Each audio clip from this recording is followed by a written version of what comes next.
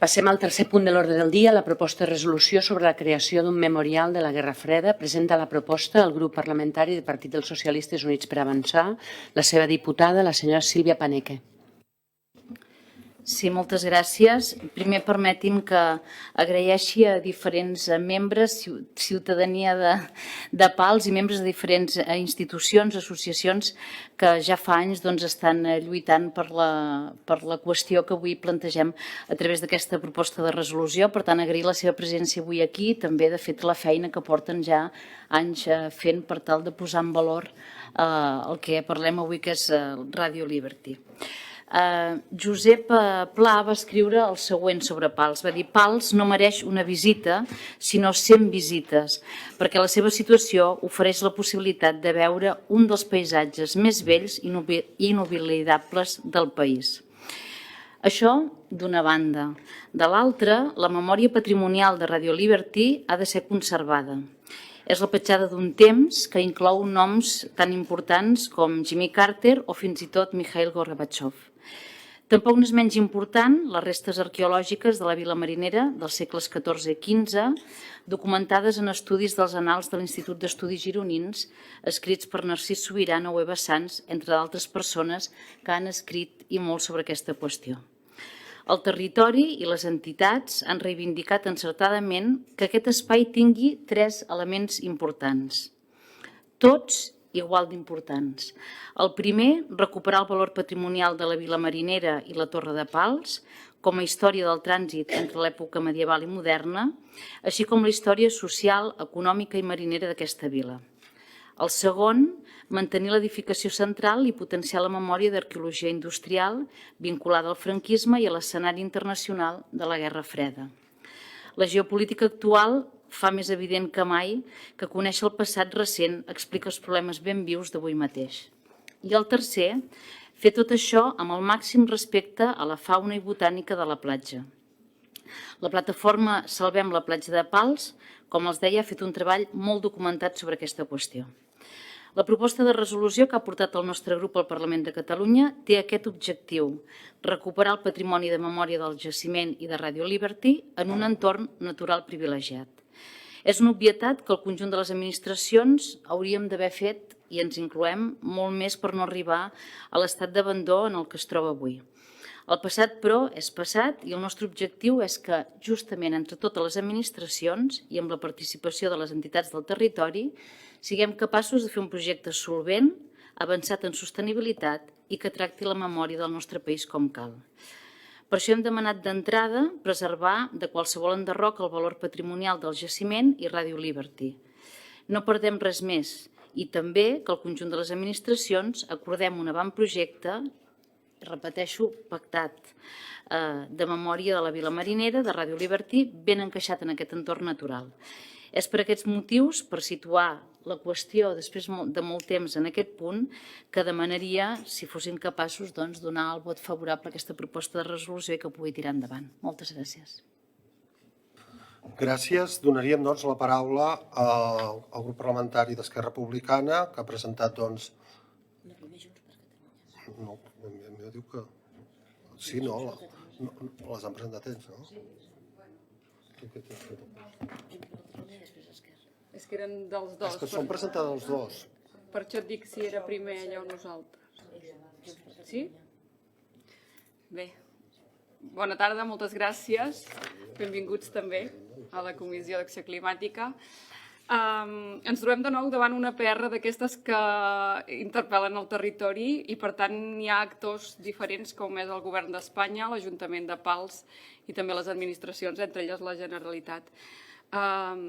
En aquests moments, qui rep les conseqüències directes de la ineficiència i la deixadesa de les instal·lacions, en aquest cas del Ministeri del Medi Ambient, és la gent de Pals i el seu ajuntament.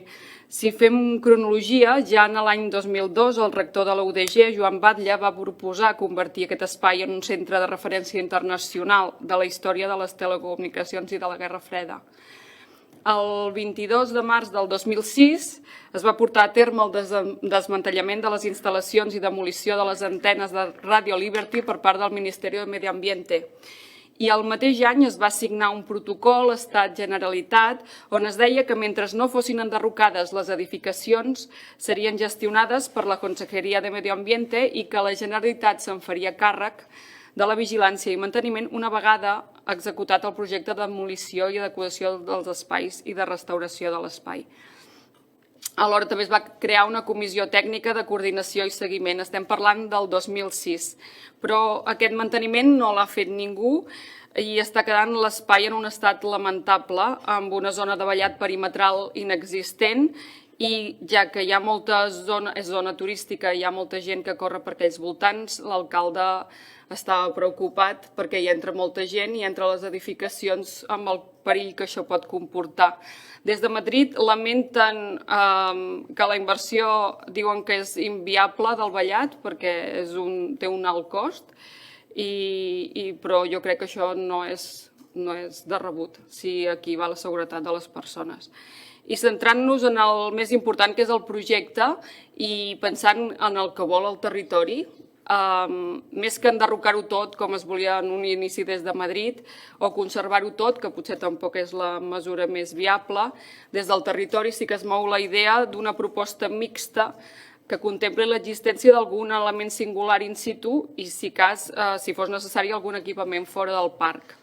Per tant, ja que estem d'acord en aquesta proposta i no hi tenim res a dir amb tot el que vostè ha dit, i hem acceptat les esmenes i les transaccions, jo crec que també el més coherent és que des del seu grup es pressioni a Madrid al Ministeri, tal com han fet des d'Esquerra, que hi ha anat en Carles Pi, l'alcalde de Pals, i també des del Senat, Esquerra Republicana ha registrat una proposta convocant de nou la Comissió Tècnica de Coordinació i que s'impulsi el projecte cultural de la història de la Guerra Freda, també que es preservi el conjunt del Becín que hi ha, que es calendaritzi i s'inverteixi i es prengui les mesures necessàries pel manteniment i la vigilància i la seguretat d'aquest espai mentre no es resol tot el tema. Per tant, nosaltres, agraint-li la seva també col·laboració i bona voluntat, votarem a favor d'aquesta iniciativa.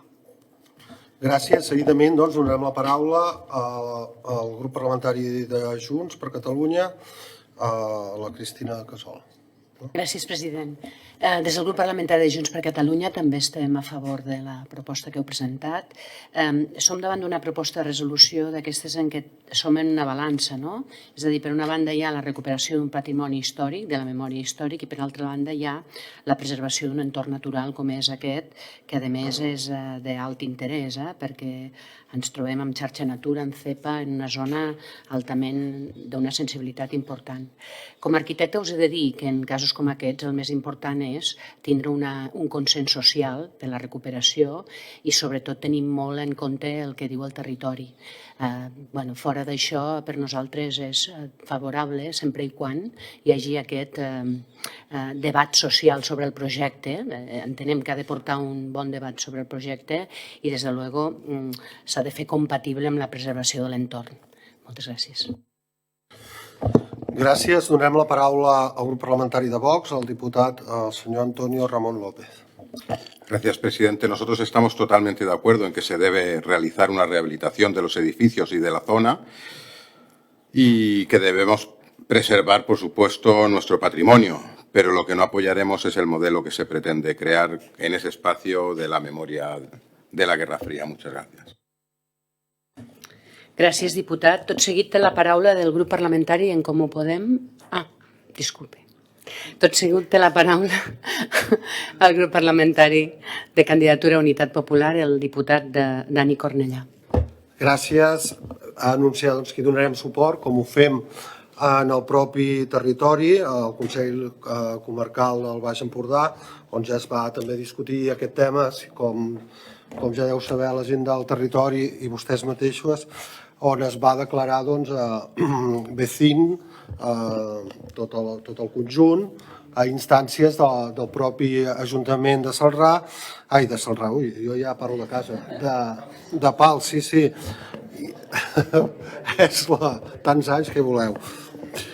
I també la feina feta per l'Ajuntament de Pals i també per les entitats com gent del Ter o Salvem la platja de Pals, que fa anys que reclamen això que avui aprovem aquí, però que també s'ha aprovat a d'altres espais supramunicipals o municipals.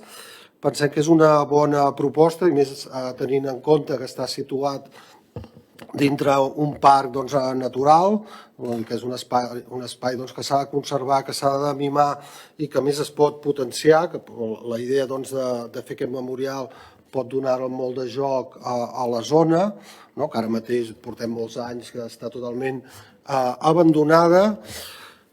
I res, que esperem que això tiri endavant, que no quedi només en papers que es van aprovant a un i altre ens, com aquí o el Consell Comarcal, etc., sinó que això al final es converteixi en una realitat, perquè el territori s'ho mereix, i també estar contents que al final tant l'Estat com la Generalitat, que ens semblava que en el seu moment, el 2019, es volia tirar tot a terra, que finalment, no sé si perquè van veure que realment valia la pena conservar-ho o perquè Europa va dir que amb els diners europeus tirar patrimoni històric, equipaments històrics a terra, no era gaire bona idea, amb diners de tots es fes això. Benvinguda sigui aquest canvi d'opinió de les diferents administracions i sobretot benvinguda que s'escolti la veu del territori, tant la que són els ajuntaments com són totes aquestes entitats que tan bona feina fan al territori. Gràcies. Gràcies, diputat. Ara sí que és el torn de la paraula del grup parlamentari d'en Comú Podem, el diputat David Cid.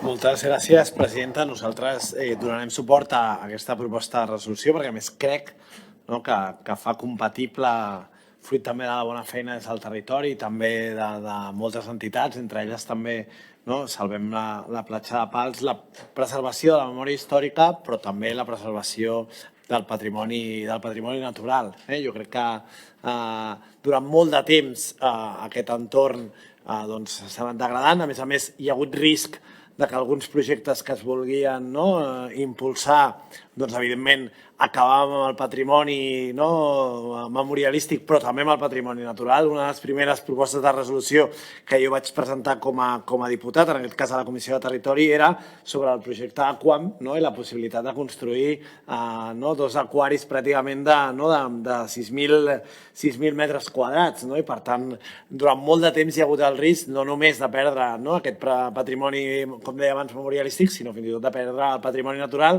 I crec que el projecte fa compatible les dues coses, perquè jo crec que vull recordar, i també es feia referència ara, que estem parlant d'un espai que té una gran importància des del punt de vista de patrimoni natural i estem parlant, evidentment, d'un espai d'habitat dunar que té pràcticament 33 hectàrees i que s'hauria d'intentar preservar la seva totalitat. Per tant, com deia, des dels comuns donarem suport a la proposta de resolució, que entronca amb el que ha defensat històricament bona part del món local, però també d'entitats del territori, també per part nostra, i sobretot jo animar que s'acceleri aquest projecte el més ràpidament possible, perquè a més el risc que tenim és precisament que malauradament en algun moment tinguem algun accident i per també la degradació de l'espai i aquest patrimoni natural es pugui veure afectat, esperem que no sigui així, per algun tipus d'incident, ja sigui algun incendi o alguna altra contingència que esperem que no es produeixi. I res més, simplement felicitar evidentment a les entitats i al territori per la iniciativa i evidentment també al grup proposant, i nosaltres hi donarem suport. Gràcies, diputat. Tot seguit a la paraula el grup parlamentari de Ciutadans amb la diputada Marina Bravo. Gracias, presidenta. Buenos días a todos.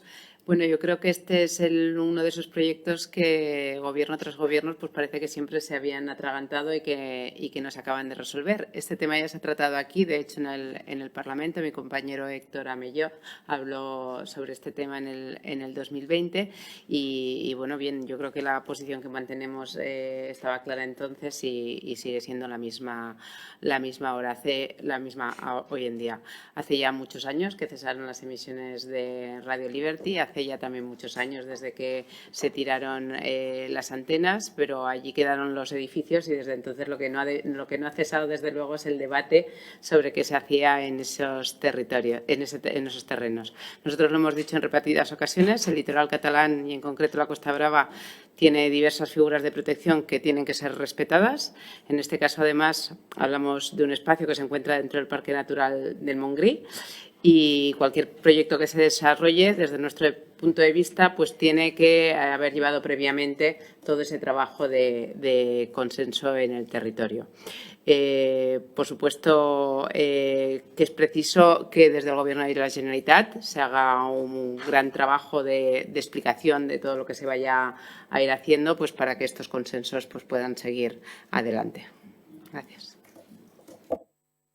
Gràcies, diputada. Ara, pel torn de posicionament sobre les esmenes per part del grup parlamentari del Partit Socialista de Catalunya, la diputada Sílvia Paneque. Sí, moltes gràcies. Els vull agrair molt sincerament les mostres de suport a aquesta i els vots favorables que s'han expressat. Crec precisament, senyora Torrentà, que aquesta proposta de resolució va en línia del que vostè deia. Vostè ha utilitzat verbs com pressionar o apretar, referint-se al Ministeri. A mi són verbs que no m'agraden gaire, ja ho sap, m'agrada més acordar, pactar, però en qualsevol cas crec que justament va en aquesta línia. M'alegro molt i ens mostrem molt satisfets de que es pugui iniciar aquest camí d'acord i de treball col·laboratiu entre totes les administracions i, per tant, simplement mostrar aquesta satisfacció i, llegint la seva literalitat, la transaccional, l'esmena primera d'edició s'ha acceptat, i la segona, diria, preservar, en col·laboració amb el Govern d'Espanya, amb l'Ajuntament de Pals i amb la resta d'administracions, les antigues instal·lacions de Ràdio Liberty a Pals, del deteriorament i de l'enderroc, fins que es puguin dur a terme les actuacions corresponents per crear-hi un memorial de la Guerra Freda, així com a preservar el valor ambiental del seu entorn natural. Així mateix, col·laborar amb totes les administracions per tal d'arribar a un acord i elaborar, el més aviat possible, un avantprojecte i un pla de manteniment i que es faci en tot moment en coordinació amb el territori i les diferents administracions. Moltes gràcies. Gràcies, diputada. Passem, doncs, al torn de votacions. Vots a favor de la proposta? Quins has de dir els nostres grups? A favor de...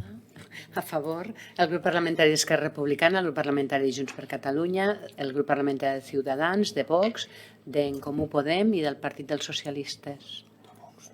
Ah, no, perdó. Vox no. Disculpeu. Vots en contra de la proposta del grup parlamentari de Vox. Queda aprovada per 15 vots a favor i un vot en contra.